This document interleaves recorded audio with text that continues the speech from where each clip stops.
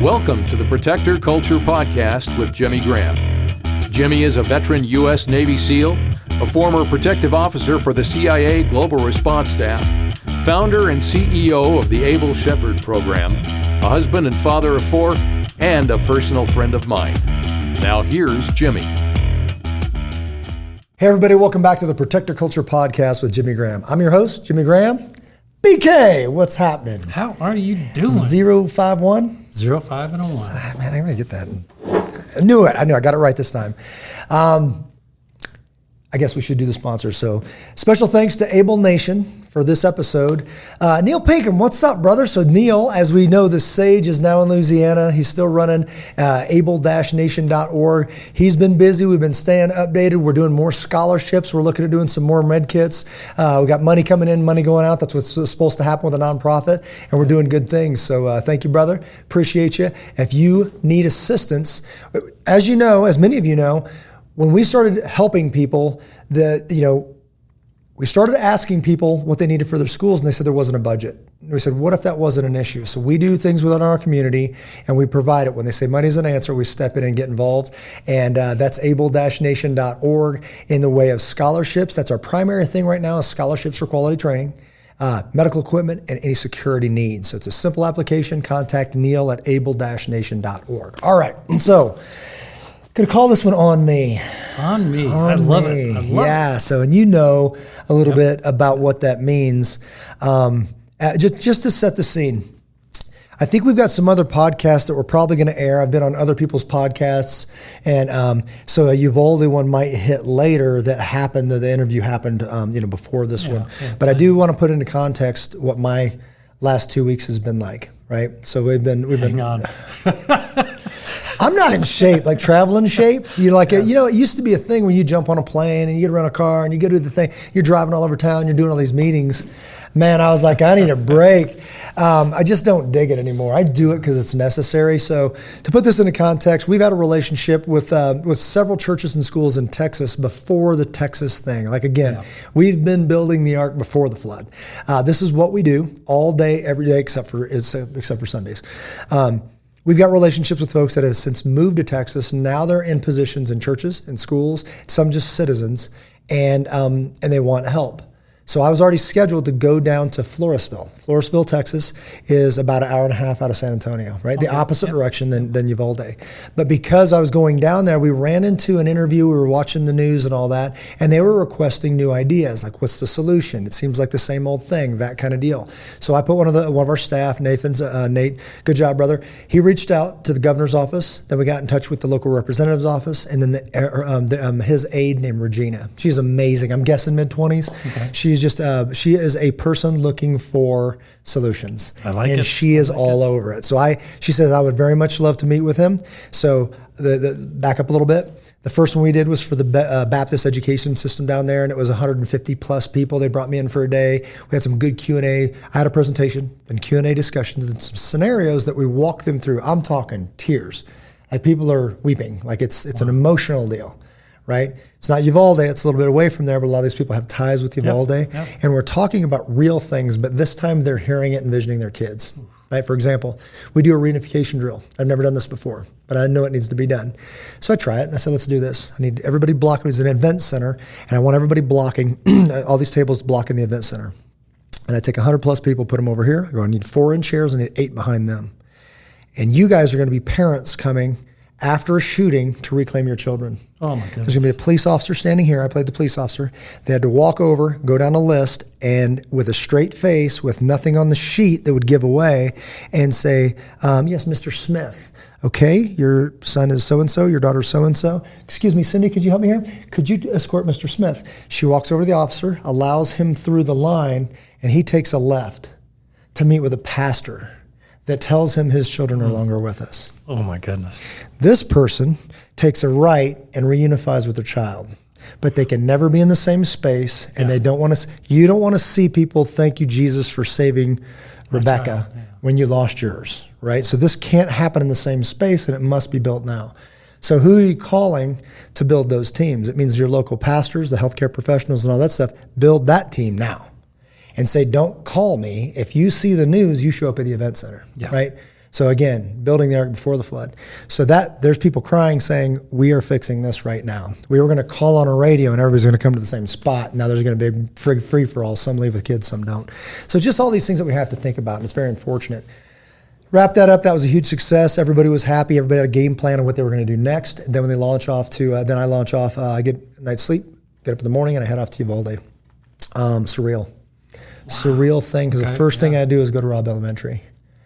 And seeing that number of crosses, that number of stuffed animals, I walked and read some of the letters, and songs, and things that have been posted. Everything's blocked off. There's still a police presence there. It's a very small, quiet community, and it's just heart-wrenching, right? I can't even imagine. So that's been my last couple weeks. And as you know, we do this all the time, but then there's certain times when people listen. So we're screaming it from the rooftops yet again, and it was very important to me for the people in Uvalde to know, because I met with police officers, and Regina was amazing. Again, she's like, I told her what we were doing there and told her what we do, and I lay out all of our curriculum and the things that we have, and I say, this is how we do it. This is how you do this thing. Yeah. She gets on the phone and she's like, get here right now, and people are showing up.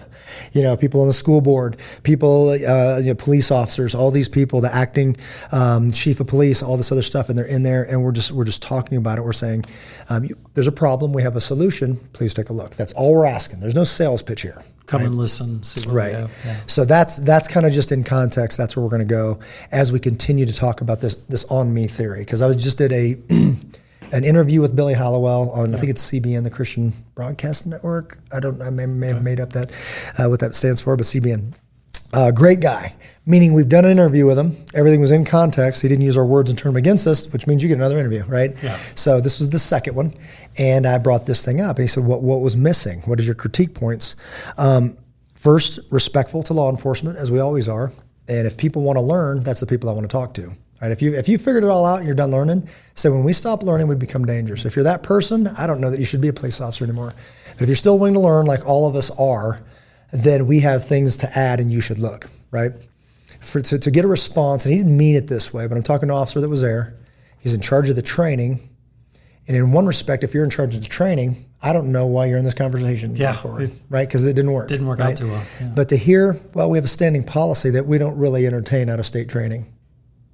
And I bit my tongue, so I didn't say, how's that working out for you? Yeah. Because that sounds very harsh. But I did say I'd reconsider. In the light of things, I would reconsider that. Because if you had a better solution, we sure didn't see it, because what we saw was the truth.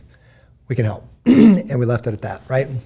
But the reason I call it on me is because there requires a little bit of tactical training here, just mean at least a familiarization that you've been in the program, you're in the program, and you know this. You need three things to make any kind of movement in a tactical situation. We need to know who's point, who's six, and where we're going. Who's in the front, who's in the back, and where we're going. So if I say on me, and it's just me and you, I said on me, which means I'm point. It means I dictate with my shoulders what I'm in charge of. We call it 180 plus because it means everything in the front and a little more, right? You're in charge of everything in the back and a little more. So they're overlapping fields of fire, areas of responsibility. It means my shoulders are going to dictate this 180 plus a little more, and then you have the rest. Not your shoulders, just that's your area. So we have who's point and who's six, but where are we going? That takes a step. So if I say on me and take a step, that leads us to the next thing, feed in the front. We'll talk about that in a second. Then I start walking. So it doesn't mean I'm going to guarantee that you're coming. Just like Abel Shepherd. I'm not going to sheep herd you. I'm not going to beat you in that direction. I'm going and you're invited. And then somebody came and another person came. And now there's hundreds of people that are coming, right? So there's hundreds of people that are following what we started, but someone had to take that first step. So when somebody takes a step and they say, I'm going, what they need to mean is I'm going by myself if necessary, and then start walking. And then we do what you call a snapshot, meaning the video looks like this. A snapshot looks like that. So if I'm walking and I'm checking all these threats and I go like that and I'm alone, I'm still going. But now I know I have 360 degrees. It's not 180 plus anymore, it's 360. Jimmy's going in as a one man and it's 360 degrees, right? And until you commit to do that, then those kids aren't getting help. Yep. Here's the kicker. Once you say that, it's very unlikely you're going alone.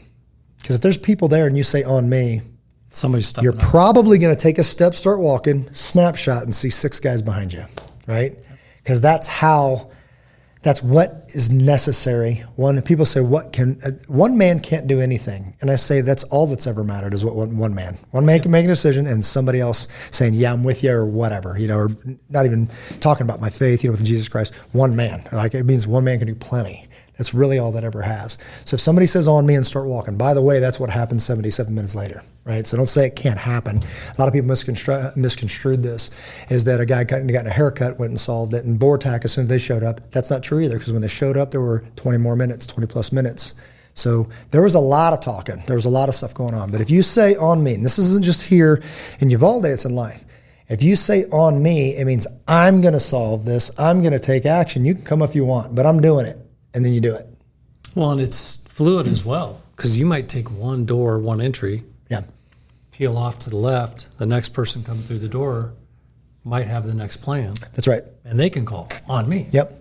And if you know through training that that's how it works, it doesn't mean on me, Jimmy's in charge forever. It means to get us moving down this hall, it's all taken in succession with small, manageable bites, and then it changes, right?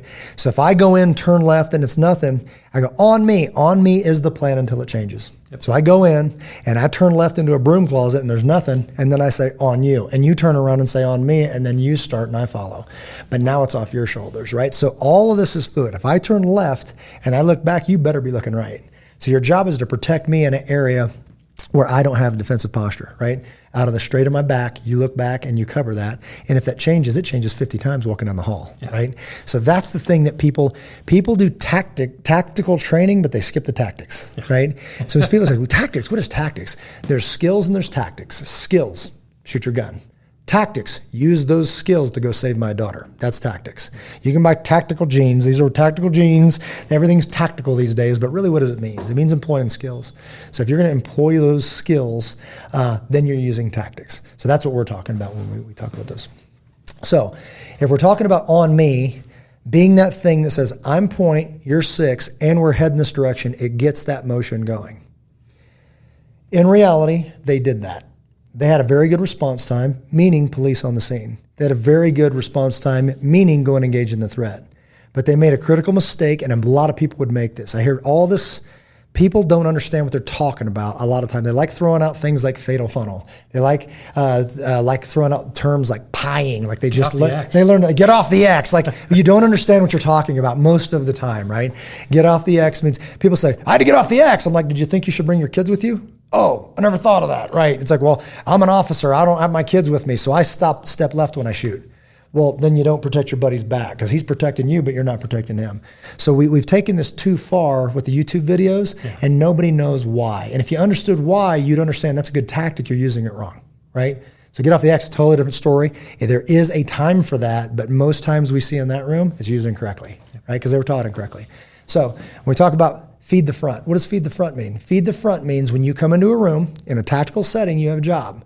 When I come in and I'm on the left, I'm going to bust left, and I'm going to do a primary sweep. I'm going to do a primary sweep all the way to my corner, and then my secondary sweep coming back this way, right? So if I come in, do my primary sweep, I'm done. I'm going to feed the front. It means that my job is over. I'm going to look for a new job, but it's that way, towards the front. And if you do that, you never run out of resources. But when people start looking for feed the rear, like I check my corner, and then I go back and check the 6 again, okay? Not with a group of people.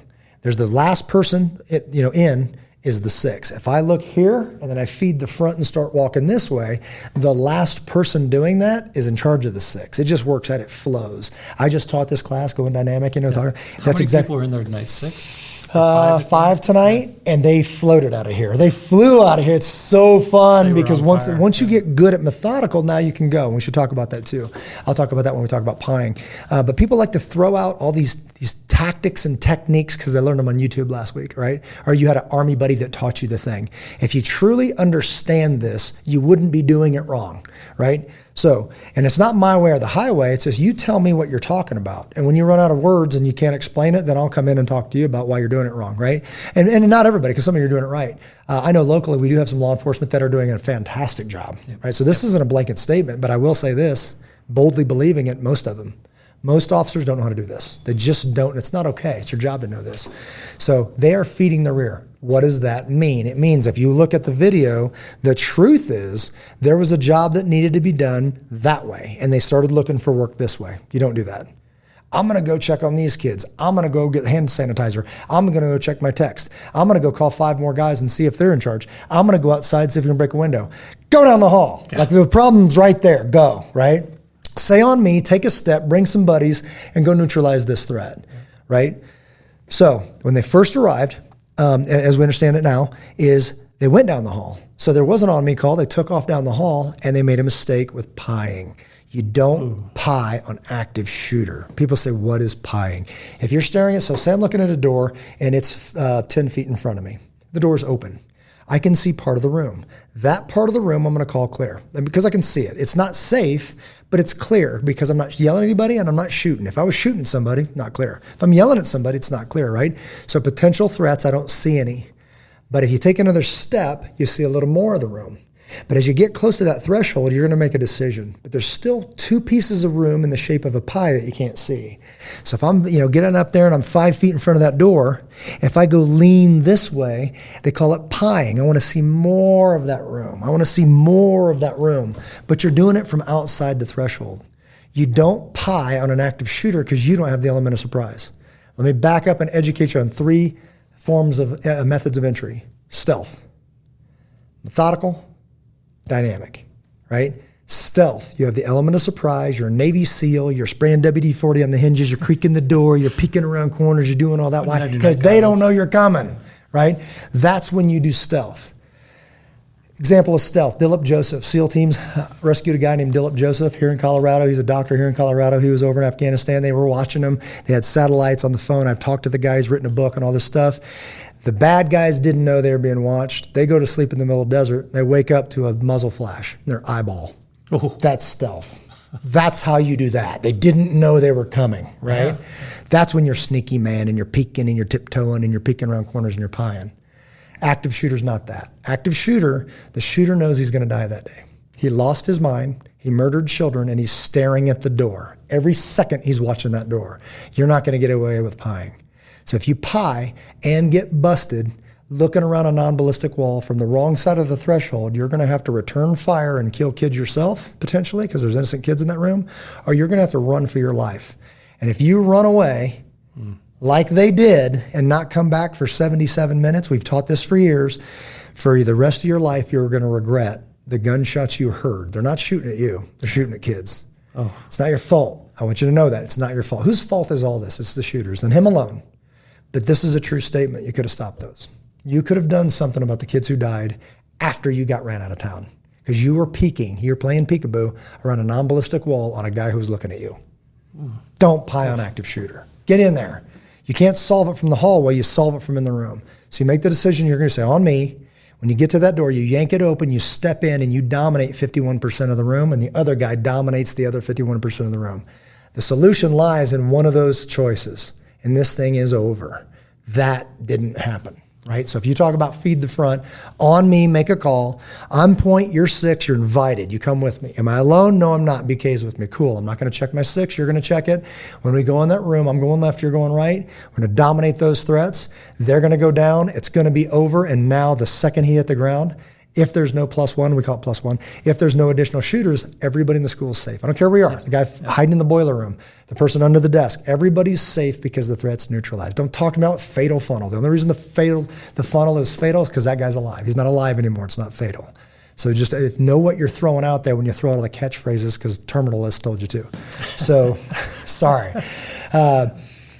So that's why no pie. Stealth, methodical, dynamic. What's dynamic? When you get good enough at methodical, you're going to go faster. They call that dynamic. We just did a class called Going Dynamic. Yep. We've done it for years. Going dynamic means do what you do it faster. Doesn't mean run like a crazy person in chaos and kill everybody. Well, there's a process and a right.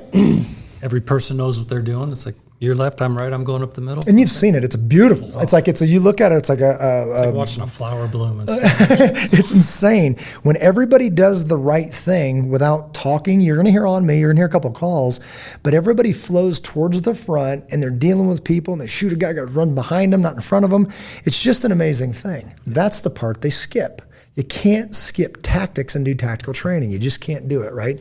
So when you say dynamic, when would you use dynamic? Isn't everything dynamic? Well, yeah, depends. And if you're with untrained people and you try to go dynamic, it'll be chaos. And you won't be doing methodical. You won't be watching your ankles. You'll make it more dangerous, and now the wheels come off the bus. So if the wheels come off the bus, you're going too fast. Yeah. So now you're going to have to slow everybody down. But if you do have that team that's moving like a well-oiled machine, and then you have to go dynamic, you can move a lot faster and it's controlled. Now they're doing their job, but faster. So, which is useful in a multi-story school, like a high school. You got rooms, you got doors, you got stairs, right. hallways. So literally, say you show up and you're clearing rooms. You don't know where it is. You just heard this school, but there are no gunshots, right? So you go in and you look down the hall and you start clearing every room because you don't know. So you got to clear every room, right? And then you come out in the hall, and as you're walking down the hall, you see a little girl run and you see a guy with an axe chasing her or a gun or whatever. You're going to say on me and start running. You have officially entered going dynamic. So either it's a bunch of people running blindly or it's you're running to make that corner, your posture changes, you get ready to lean into that corner, you kick out a power foot and you go on that corner, and then all of a sudden dudes are showing up beside you, you snapshot and somebody's watching the six, that's going dynamic. It means everything you do just faster, right? So when they do that, people run and turn into chaos, we were going dynamic. It's like, no, that was kind of like, looked like something was chasing you, right? You just happen to be holding the gun. The gun, you didn't know what you're aiming at, you're in the wrong spot, someone scared you, you'd have killed your buddy. Yeah. That's not going dynamic. That's a train wreck faster, right? So we need to make sure that we understand that and have the skills, again, before the storm. Like if you don't understand that, I'm not sure what you're doing. And people think this, we teach this in 6 hours. It blows my mind that if you're in phase 2 with a pistol, you only get 6 hours of entry training before you test. Yeah. We're not looking for perfection. We're looking for majors. Did you aim your gun at your buddy? Did you shoot your buddy? Did you shoot the person that yelled help and put their hands up? If you didn't do that, it's fairly successful. I don't know anybody doing it in 6 hours.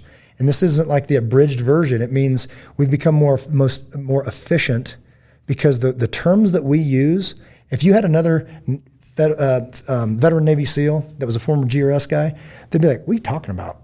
What does that word mean? We made it up. We made it up because it works. When we tried it in a class over the last 10 years, when I said a thing, we taught what the core of it is there, the principles and all that. When we said something and it worked, I left it in the curriculum. And if it didn't, fell flat, went over their head, not so much, right?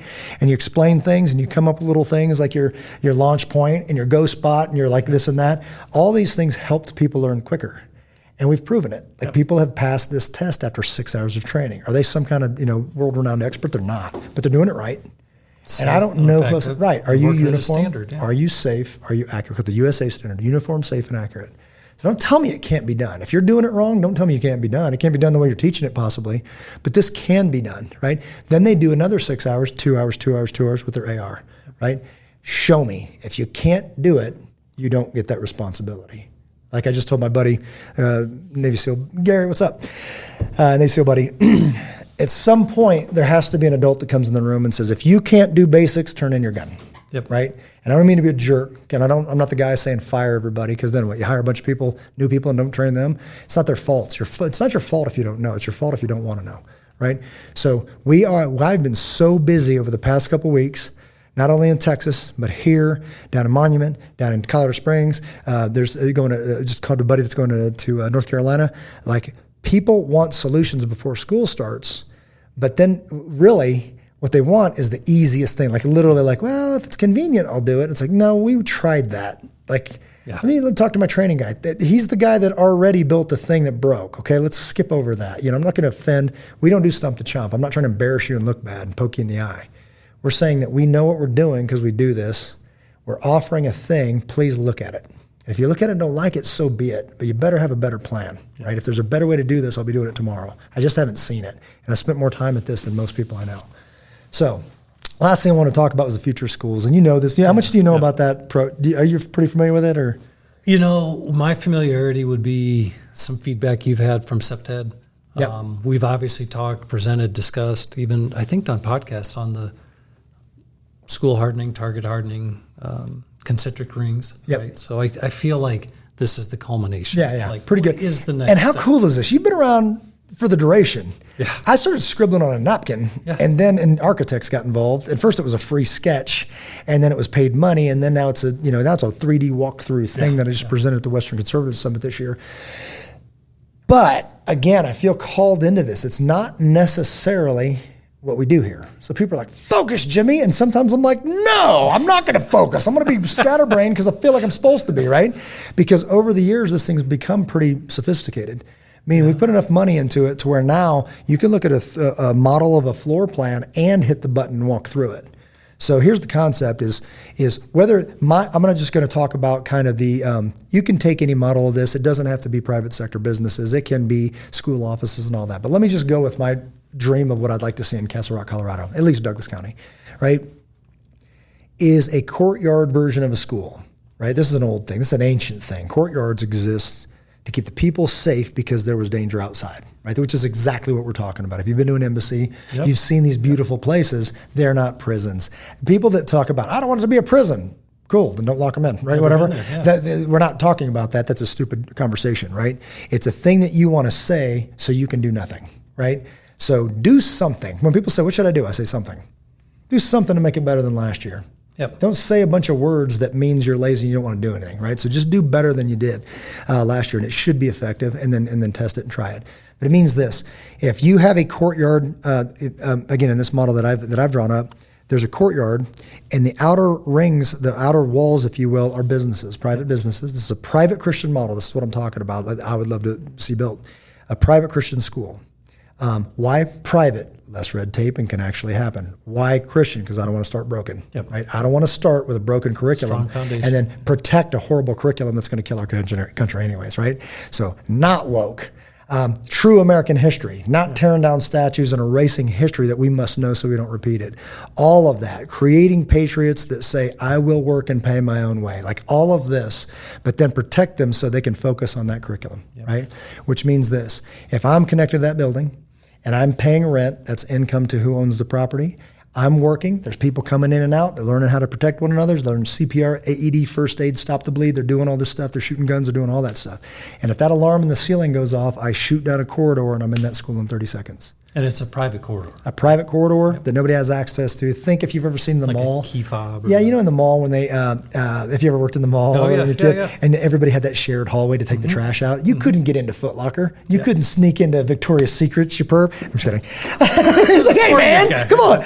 It just means that's that corridor that it's like a business corridor, right? But this would be a fob technology to where you could go through there and beep into the backside of that school if there's an emergency. And on my way down that hall, my phone rings and my AirPod goes in, and I've got the director of the school watching cameras telling me exactly where I'm going. I'm not messing with the first floor. You're going to the second floor. He's in 205. Why would I go to 201? I'm going to 205, right? If he sees something, he's let me know. Appears to be that he's here. I'm still protecting myself and my team. But if all of those business supply a couple people, that means you have a team. You have at least a squad, maybe a fire team. Fire team's 4, squad's 8. We're heading to that school, and in 30 seconds we're on the property, right? That doesn't even require police. That means once it's established, little to no, $0 to maintain it. You're not paying somebody to stand there at $90,000 a pop, right? It means I was already working. Why did I start even drawing this? Because I can't imagine me working over here in town and something happens to my kids over here in town and it takes me 15 minutes to get there, right? I'm on the property, right? You're not going to get high caliber people to hang out on your property for less than that. You know what I mean? Unless they're pursuing their own livelihood, right? So if they're working on the property, they're doing their own thing. That's why I said a private Christian model with businesses that are paying. I'm paying there. And for Castle Rock, good luck finding a place to rent in Castle Rock to start a business. So if you said, hey, if you're going to be here, you're going to sign a covenant relationship saying it's partly your responsibility to protect these kids, right? I think it would work. And I'm willing to prove it. Again, I'll pay for this. Store owners would have been trained. So they're using the same language, the same movements. You must be uniform, safe, and accurate. You must prove it, right? Not all of them, but so say you've got 10 people, maybe 2 of them maintain a level of proficiency, maybe 1 of them, right? You get enough shops doing that, you got a team of 6 dudes entering the school. Because the other people, some could be calling 911, some can be doing medical aid. Right. And this is the reality that we teach here. In an emergency, everybody has a responsibility. Everybody has a job. Do you know yours? Do the kids know their job? Do they know to stay quiet? Have you tried it? Have you shown them that, hey, be quiet, link to me, let's get out to, go out to that tree line, do whatever, let's hunker down and lock down. If you haven't done that in a high stress environment, then you have no idea, right? So if you think you're going to get a bunch of kids on the first time ever to be quiet and be silent and locks lights out of sight, oh, that's okay, try it. And not to mention, we need to rethink this. Like, well, then I had this question come up in a town hall. What if it traumatizes kids? And I go, then do it more. Yeah. You know what's traumatizing? Because you do it once every blue moon. Once every 3 years, you call it active killer drill. Why would you say active killer drill? So it's going to kill me? It's an active shooter drill. Why somebody's going to shoot me? Call it a safety drill.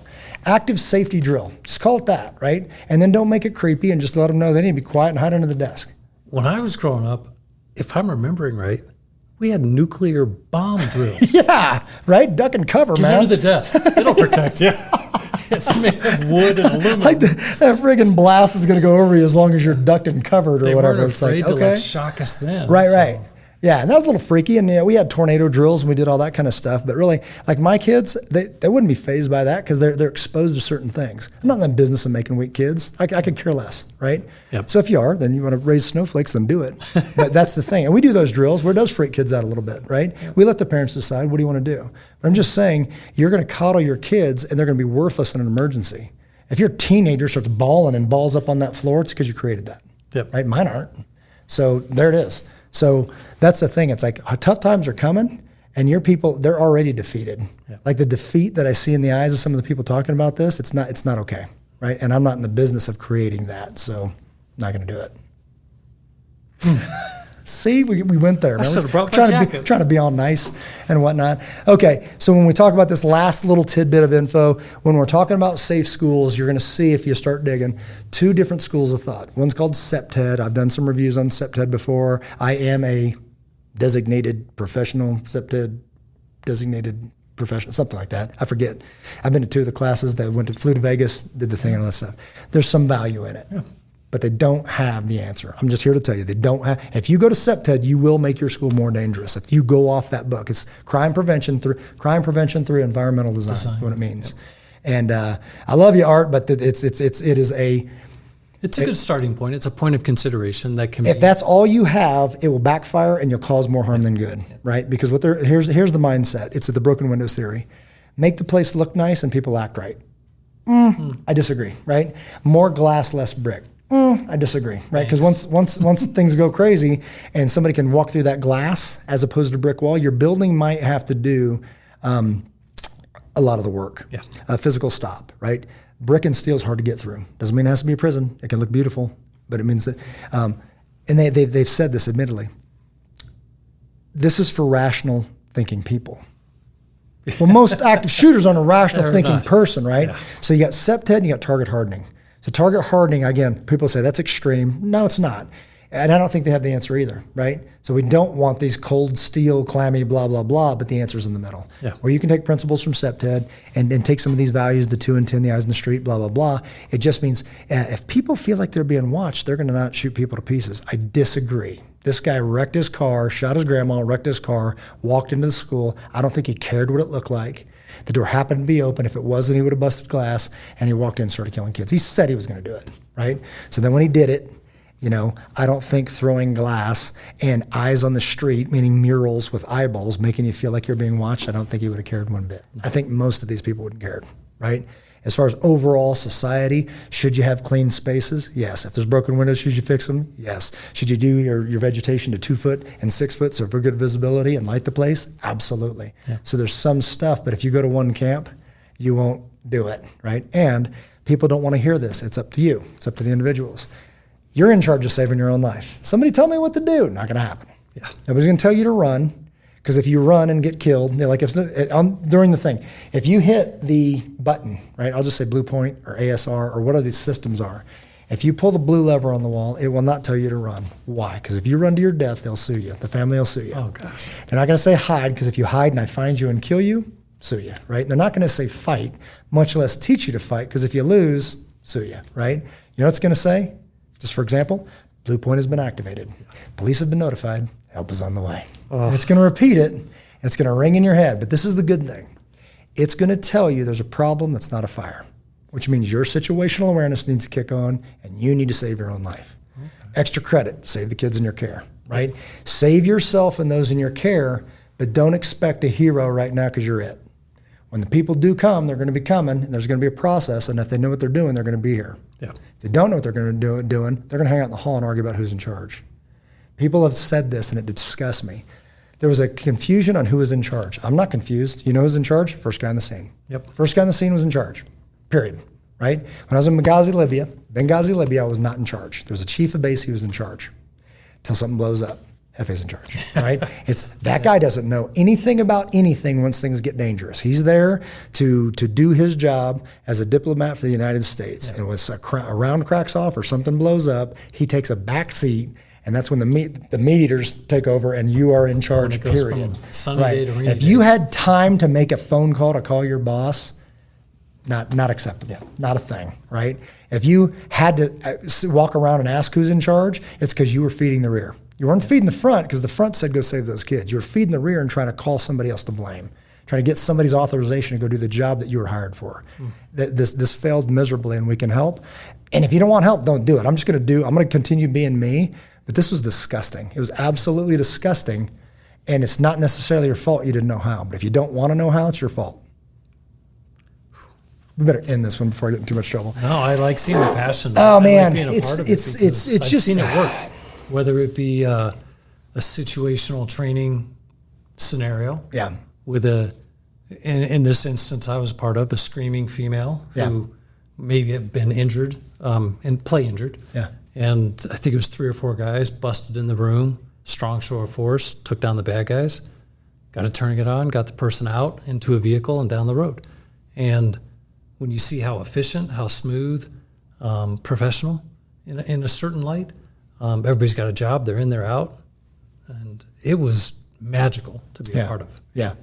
And I think, you know what, seen can't be unseen. You felt this. Yeah. Once you felt it, you're like, this is right. I've never seen anything better.